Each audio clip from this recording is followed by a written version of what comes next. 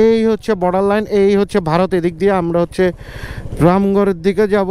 সুজলা সুফলা শস্য শ্যামলা, যাকে এখানে তাও হচ্ছে সবুজ পাতা, দ্যাট মিনস হচ্ছে নতুন নতুন পাতা গজা। এই বলে স্যাড সং।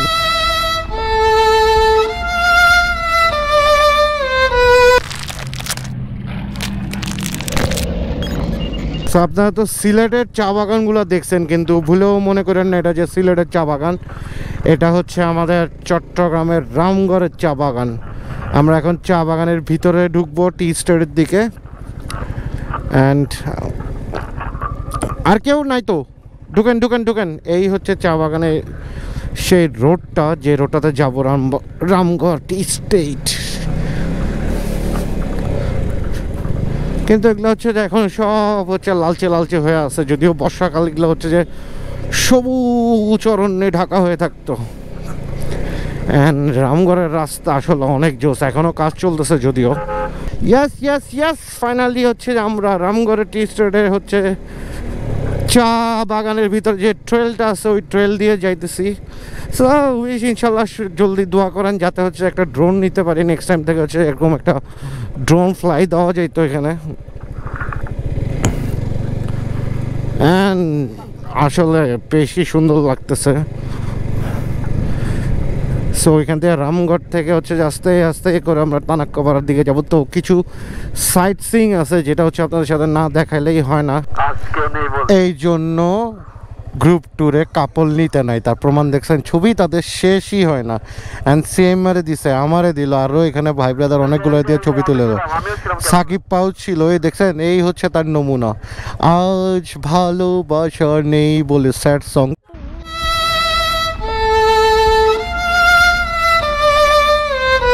এই রাস্তাটা পুরো হচ্ছে কাদার রাস্তা ছিল 2 বছর আগে, বাট আফটার 2 বছর রাস্তা করছে, বাট ভেঙে গেছে। এই হচ্ছে সেই রামগড়ের হচ্ছে বাগান রোডের হচ্ছে হাট।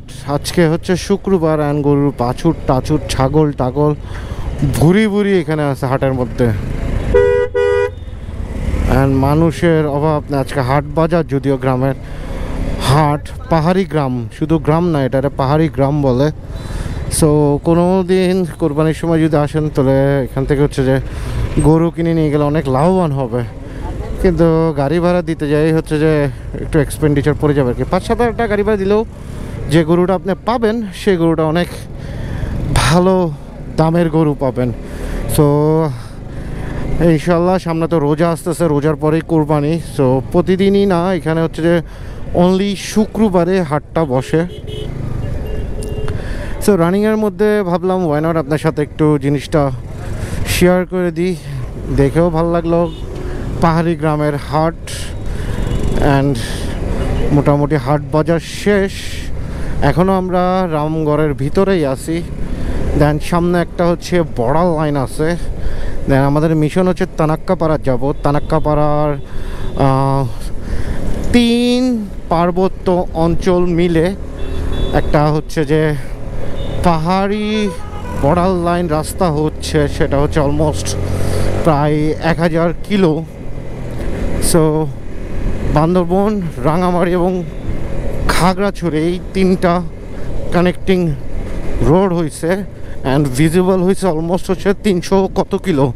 সো আর্মিদের প্রজেক্ট এটা, তো ওরা হচ্ছে এক্স্যাক্টলি 1000 কত কিলোতে 3টা ফেজে ভাগ করে। সো এই 3টা ফেজের ফার্স্ট ফেজটা পুরোপুরি হচ্ছে যে অলমোস্ট শেষের দিকে।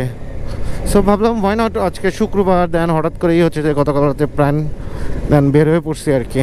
আরে বাহ, অনেক কাজ হয়েছে, অনেক কাজ হয়েছে এখানে, অনেক কাজ হয়েছে। আগে এগুলো কিছুই ছিল না, আগে এটা কিছুই ছিল না। এখান দিয়ে যা হচ্ছে ওই বর্ডার লাইন, আমরা এদিক দিয়ে ঢুকছিলাম, এদিক দিয়ে ঢুকে হচ্ছে যে চলে গেছিলাম হচ্ছে যে বর্ডারে।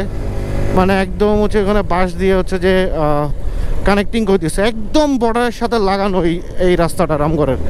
রামগড়ের যে স্থলবন্দরটা আছে ওই স্থলবন্দরটা আর কি। ফাইনালি আন্তর্জাতিক প্যাসেঞ্জার টার্মিনাল। সো এই হচ্ছে বর্ডার লাইন, এই হচ্ছে ভারত। এদিক দিয়ে আমরা হচ্ছে রামগড়ের দিকে যাব। অ্যান্ড আরমান ভাই ছবি তুলতেছে। সো আমি বিগত 3 বছর আগে যখন আসছিলাম তখন এই জায়গাটাতে কিচ্ছুই ছিল না। ইভেন কি এই রোডটা দিয়ে গিয়ে আমরা হচ্ছে ওই মানে বিজিবির যে বর্ডারটা আছে লাইন, বর্ডার গার্ডের যে লাইনটা, ওই লাইনে দাঁড়ায় হচ্ছে ছবি পর্যন্ত তুলছিলাম। It's like 3 years back. And now it is বাংলাদেশের স্থলবন্দর কর্তৃপক্ষ থেকে হচ্ছে যে এটা আরেকটা হচ্ছে ল্যান্ড পোর্ট অথরিটি। বাম সাইড দিয়ে এই রোডটাতেই হালকা করে একটু আপনাদেরকে দেখাই, ওই দেখছেন ওই অ্যারো চিহ্নগুলো বাংলাদেশের ফ্ল্যাগ, ওই অতটুকু পর্যন্ত লাস্ট, দেন হচ্ছে যে ইন্ডিয়ার বর্ডার। অ্যান্ড আমরা যাব ডান দিক দিয়ে হচ্ছে খাগড়াছড়িতে। খাগড়াছড়ি আরও 53 কিলোমিটারের মতন আছে। সো ছবি তুলুক অ্যান্ড আমরা যাই।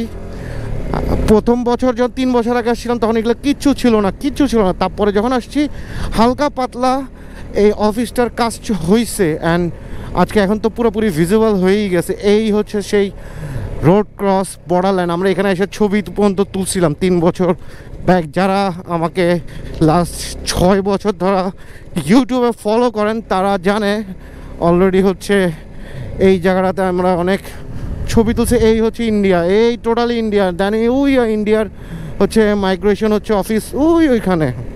So this is so close, এত ক্লোজ যে এটা চোখের সামনেই দেখা যায়।